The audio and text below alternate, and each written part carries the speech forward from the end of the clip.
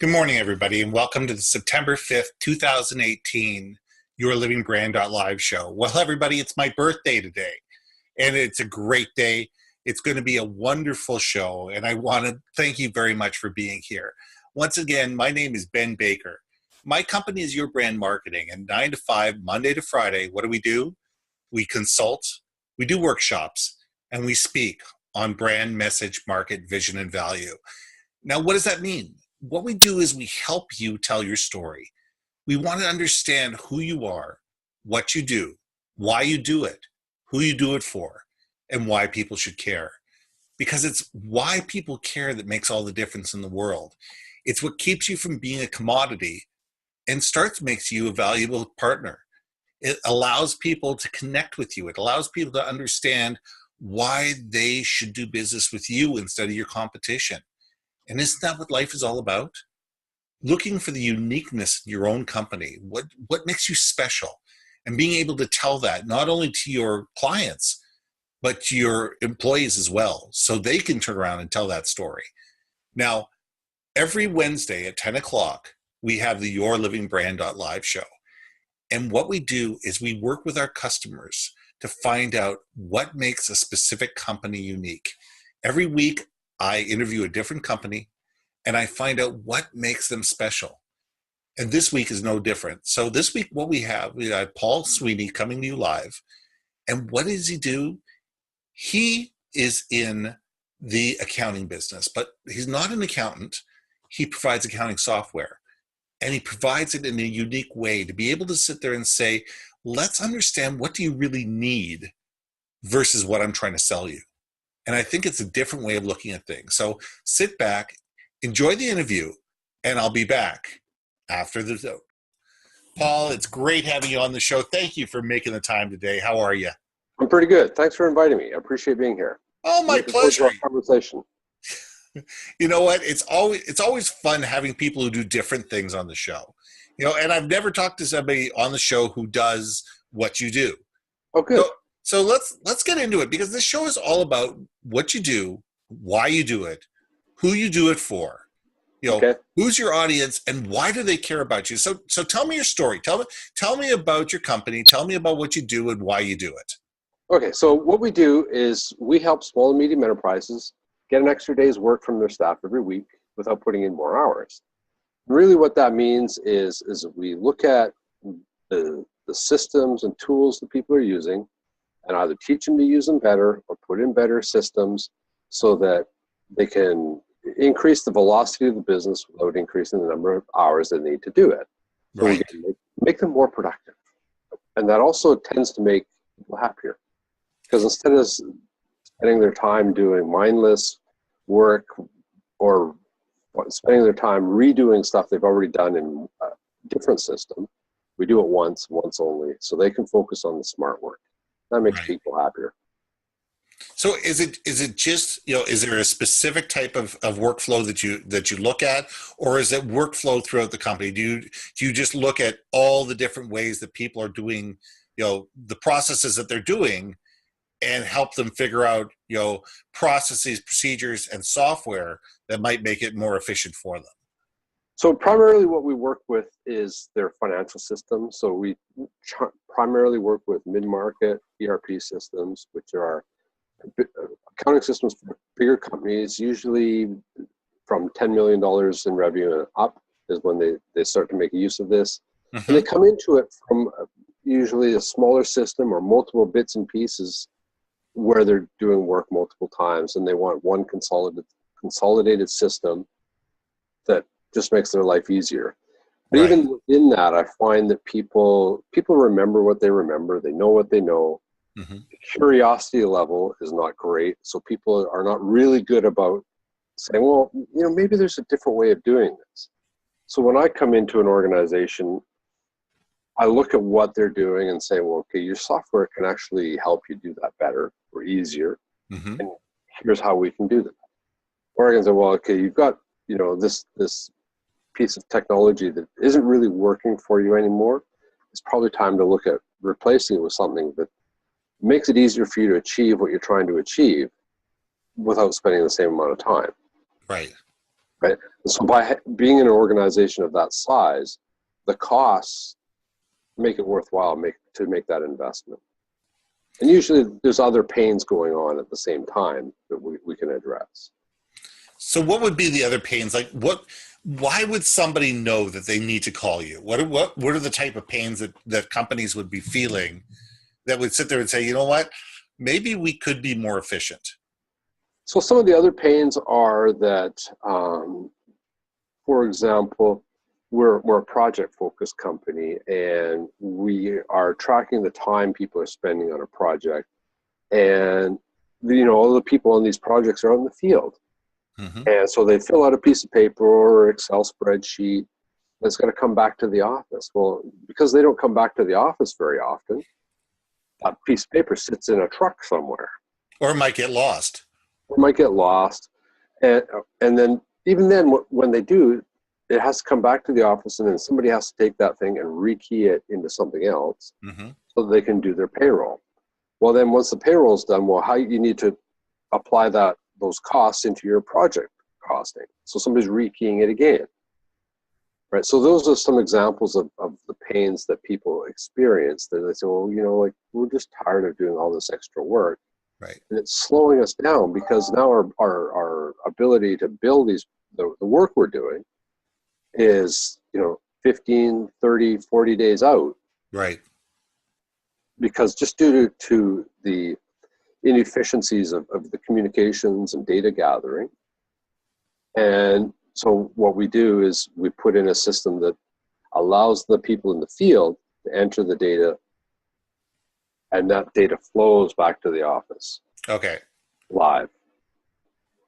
Right, and so it allows for better integration, and it probably allows for projects not only to run smoother, but to be built faster. And we all like to build projects faster. Yep. And the other piece, and more significantly, is that then we can then turn back to the project manager, and then give them either a report or a dashboard that tells them where their project is. Mm-hmm. Actual versus budget. Up to date, not actual versus budget. Well, yeah, that was last month. Now we're halfway through this month. And so, you need to guess where you are now. Right. So on a day-to-day basis, we can give you budget versus actual, so you are current. So it allows for more real-time access to data. So, you could just sit there and say, well, wait a second here. We don't have this information. I got to call John and find out why he hasn't entered it into his cell phone or into his tablet or whatever. That's right. Because all of a sudden we're sitting there going, wait a second, we're missing this piece of data. So instead of being 45 days later and looking for that data, you could be 24 hours late, 24 hours and looking for that data, be a lot more efficient, and allow for projects to run smoother. That's right. And, the further out you do stuff, the more likely it is people forget what it is they did. Right. And make mistakes in entering information. That's right. Or they'll do their time allocations on a weekly basis, and on Friday they're looking back, well, what did I do on Monday and Tuesday? How many hours did I spend on this project or that project? Mm-hmm. Or within a project, what tasks did I spend what hours on? Right. Whereas if you do it day to day, daily, and our system can send out reminders to people, hey, put your time didn't go in, get it in. Mm-hmm. Right, so that we can keep on top of it. Right, rather than, and again, we do that, let the software do the work rather than a person having to follow up. Where's your time sheet? But this software can cost tens of thousands or hundreds of thousands of dollars. Yes. So obviously you run into people with concerns about budget. Yep. Which is it's natural and stuff like this. How do you help companies move past the dollars and cents to understand how moving forward helps them be more effective? And because most people are sitting there going, well, it's working now, spending $100,000, that's a lot of money. All right, I may have a little bit of pain, it may be a little inefficient, but you know what, we have people that handle that. So how do you get people to understand when it's time? Because it's not always the right time for every company. No. But there is a tipping point. There is. There is a tipping point, and how do you get companies to recognize themselves, because that's the important thing, that they've reached that tipping point and it's time to move forward. Yeah. So one of the very first things we look at is, what is what is it costing you? Like if we look at a project-focused business again, what are you losing in terms of either revenue or additional costs that you're taking on that are not being included in the project?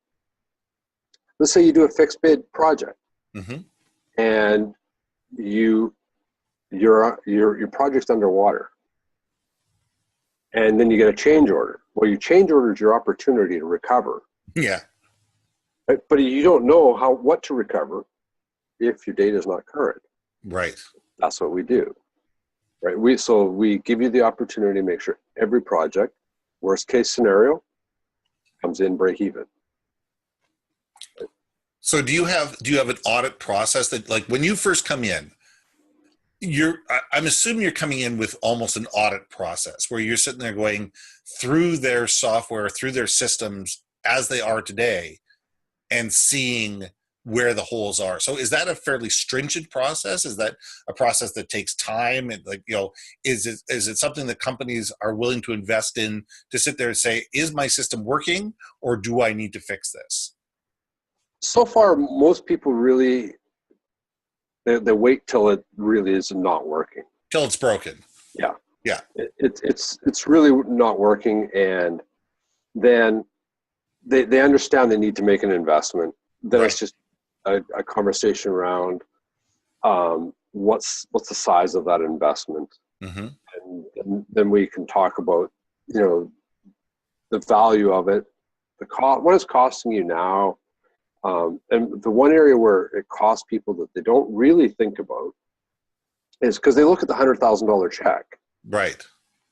But they don't recognize that maybe that $100,000 is already going out the door every year. It's just bundled in other checks. Right. So you didn't write a specific check for this one. But you paid it anyway. But you're already paying it. Right. Right. So maybe we're just reallocating where you're spending that money. So that's one hurdle that I find people have some challenges wrapping their head around, because they're not writing a specific check for it. Right. Whereas this kind of a software, you are writing a check. So when you're talking to people, are you talking to a variety of different departments? Are you dealing with, everybody from HR to the CIO to the CFO to the CEO? Or is there one department that tends to own this relationship, or does it tend to be multi-dimensional, to be able to understand how the software is going to affect all the different departments and be able to find something that's going to work for everybody? Usually the lead on these is the finance department. Right. Usually they're the ones who are seeing the pain. They're the ones who reach out and say, okay, well, here, we know there's a way to solve this, and let's start the process. When it's the operations guys doing that, I haven't seen as much take up in resolving the problem for whatever reason. Okay. But usually, like, once the finance people say, okay, no, this is not working, it needs to change, then we go through a process of looking at what problems are we solving, what's the cost, what's the benefit to solving it, and is it worth moving forward? Right. Those are generally more successful. So what's a timeline? What's an average timeline? Because I'm sure they go from weeks to months to probably a year. Depending on the complexity of the software and the complexity of the problem that you're trying to fix. But on average, from the time you get a phone call to the time you're able to hand over the keys, you've done the training, you've made sure everybody's comfortable with the package, and you're ready to walk out the door. Is that a 6-month time frame? Is it usually a 9-month time frame? What, on average, how long should a customer expect that you're going to be working with them to be able to move this process forward? Well, so there's two pieces to that. The first one is that initial contact when they say, hey, we're looking to solve a problem. Right. And then there's the part, the one where, okay, we've decided that your software is the one we're going to use to solve our problem. Mm-hmm. So that the step from the contact to we've made a decision is usually somewhere around a year. Okay. So it Right? takes about a year for them to do the due diligence to be comfortable to say that your solution is the one that's gonna fit fit their needs. Yeah. So and it's usually between the due diligence usually doesn't take that long. Right. But there's, in addition to the due diligence, there's getting everybody on board. Of course. Right. And then there's also a lot of businesses have cycles, seasonality. Mm-hmm. So you've got to plan for that. And so you've got to start the process far enough in advance that when you're going to have a window where you can get people to turn their attention to a lot of extra work, then it's not going to kill your business. Right. Right. So if you have a somewhat of a seasonal business, we want to start this process in your downtime. Sure. Start the process of implementing, so that not only does, if you're a retail company, you don't want to be doing this at Christmas. No, I won't do it at Christmas for you. I will tell you no, because I know it's going to fail. I know you will have problems, and I don't want to be the one that's the source of the problems. Right. My recommendation would be that we look at starting this in January. Right. Maybe February. Give your people some downtime after the big rush. Give yourself some breathing space, Mm-hmm. and then we'll sit down and we're going to make them work again. Because one of the things to keep in mind with this kind of a software is that while people are doing their regular job, some of those people are going to have to spend 20 to 25% of their time working on this implementation. Right. So there's a heavy time commitment on your part, the customer's part, to stand something like this up. Because you don't want me to do all of that, because I don't know your business as well as you do. Mm-hmm. Right? And the more you're involved in standing it up, the more you're going to know about how to keep it running. Right. Because it's not just a buy it, implement it, train, and then, well, we're good now. I have found that the people that have done that don't get the greatest value out of their investment. Right. Now, Right. when you're doing software, I mean, you don't come in with just one solution. No. You're a value-added reseller. So That's correct. You have a variety. I mean, I was thinking about it as you're talking. I says, I don't want my audience to think that you're a one-trick pony. That there's one solution, that's it. Either, it works for you or it doesn't. The real benefit that you have when you come in is that you're looking at the business first. That's right. You're looking at the business first. You're looking at what are their pain points? What do they do? Who do they do it for? What are the challenges that they're having specifically? And you look out in the marketplace to see what is the best solution for them.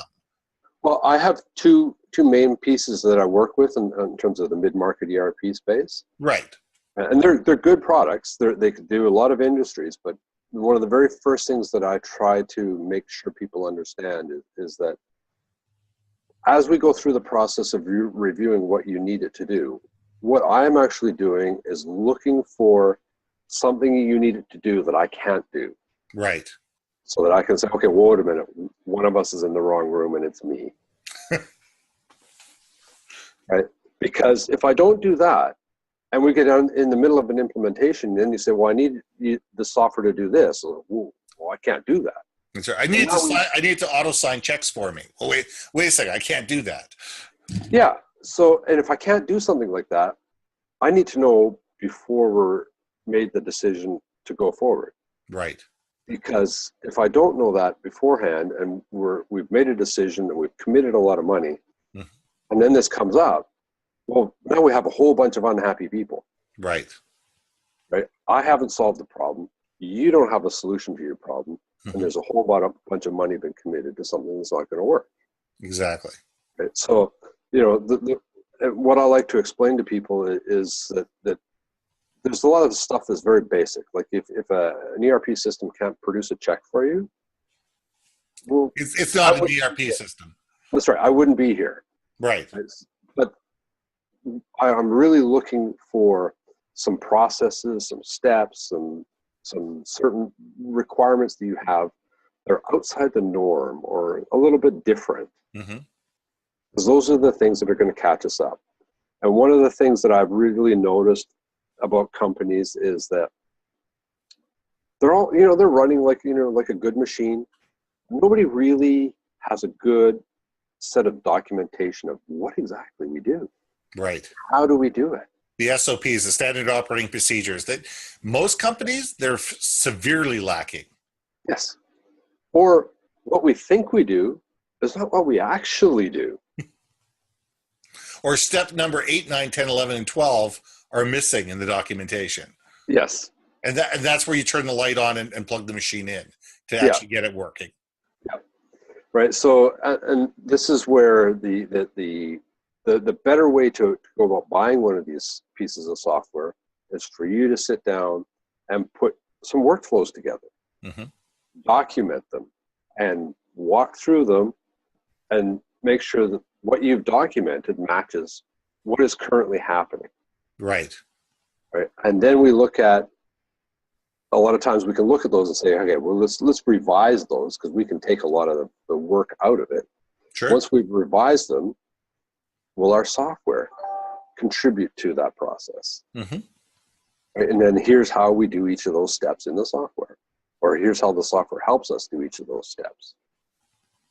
Right? And then we can say, okay, now we're comfortable that any implementation is going to actually work.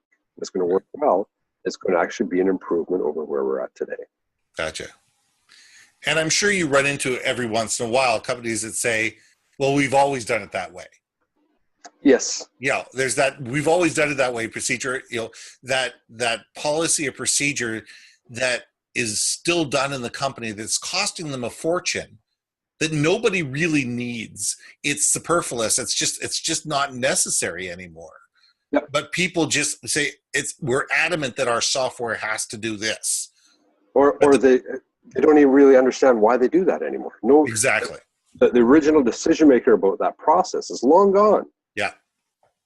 So that's just and maybe dead, and not and not even available to call them to ask why they did it. That's right. Yeah. So when I encounter that, one of the things that I use to get people to think is, how'd you get to work this morning? Mm-hmm. Did you drive your car or did you ride a horse? Because horses worked for 10,000 years. Why are we driving cars now? That's right. Well, because they're more efficient. There's many benefits. That's why we do it. So there's a reason you're looking at new software, because you want the same thing that a car does versus a horse. Right. Faster, easier, more efficient. That's what we do. So most frequently, it's cheaper for you to change a process than to force software to do a process that you have that's different. But the only time that I really encourage you to customize the software or build custom software for a process is that when that process is core to your value add. Right. Core to what makes your company unique in the market. Mm-hmm. If that process contributes to what makes you unique, well, then that software has to do that process. Of course. You need to do whatever you need to do to protect it, because it protects your business. Right. Other than that, you should change the process. It's cheaper. Oh, absolutely. So on that same line, what's the single most important question that you think that you ask the majority of your customers? Oh, there's a good question. Just like you just did.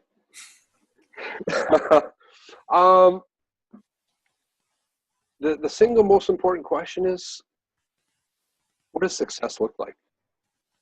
So when we're all finished here, paint me a picture of what success looks like. Right. To them.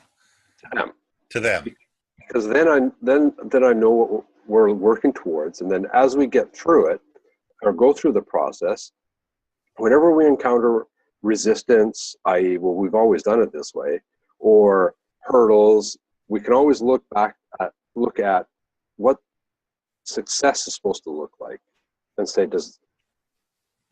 in order to get to our goal, we need to change this. Right. Because this doesn't match with what you think success looks like. That's right. Got it. So, Paul, let me ask you one last question, then I'm going to let you go, because this has been fascinating. And this is a question I ask everybody. When you walk out of a meeting, when you get in your car and you drive away, what is the one thing they want people to think about you and your company, when you walk out the door? And make sure you mention your company name and get your website so we get the plug in. Okay. I want them to remember that Paul Sweeney and Flexus Business Solutions are here to help me. And they're upfront, they're honest, and they provide value. And I'm, willing to call them back. If I come to town, I want to go for dinner with you. Mm-hmm. It's personal. It's building relationships of trust and long term, because you're right. You're changing how their business works. Yes. You are fundamental in how their company is going to move from this point forward, and a big key to their success or their failure based on what, how you implement. Yes. And how much of a partner you are. And the fact that you have such a great success rate.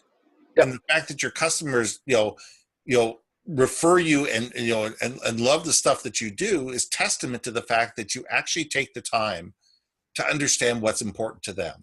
Yeah. And that's wonderful. Yep. And the way I look at it is that if we're in a conversation about helping you out, if I won't buy my software, if I'm sitting in your chair, I'm not going to suggest you buy it. Because at the end of the day, you will figure it out, and you're not going to be happy. And one of the things my father taught me is that at the end of each day, you have to be able to look at yourself in the mirror and say, are you proud of what you've done? Right? And if I've sold you something I wouldn't buy, I can't be proud. Now, that leads to a lot of sleepless nights, because you know that you're going to be getting a lot of phone calls. Yeah, and I just don't need that. That's like, I'm looking for long-term relationships with people where I help your business grow so we succeed together. That's great. Paul, thanks a lot. Stay in the green room a second. I'm just going to say goodbye to everybody, and I'll be right back. Okay. Thank you very much. All right. Take care. I hope you enjoyed the conversation with Paul, and that you realize that any industry, any business can be unique. Any industry can tell a great story. They can have a unique set of audience and people that understand who they are, what they do, what their value is, and give them reason to care, because it's about having a great story. If you have a great story, if you are able to tell a great story, and you get people to listen to and understand your story, magic happens. So take the time to figure out what your story is. Once again, my name is Ben Baker. My company is Your Brand Marketing. Now 9 to 5, Monday to Friday. What do? We consult, we provide workshops, and we speak on brand, message, market, vision, and value. We want to tell the story that is your story. We want to tell it in a way that's engaging. We want to tell it in a way that's memorable, and we want people to care. But you know what? Every Wednesday at 10 o'clock in the morning on the West Coast, this is the YourLIVINGBrand.live show. We loved having you here, and we'd love to have you back. Come join us next week. Have a great week.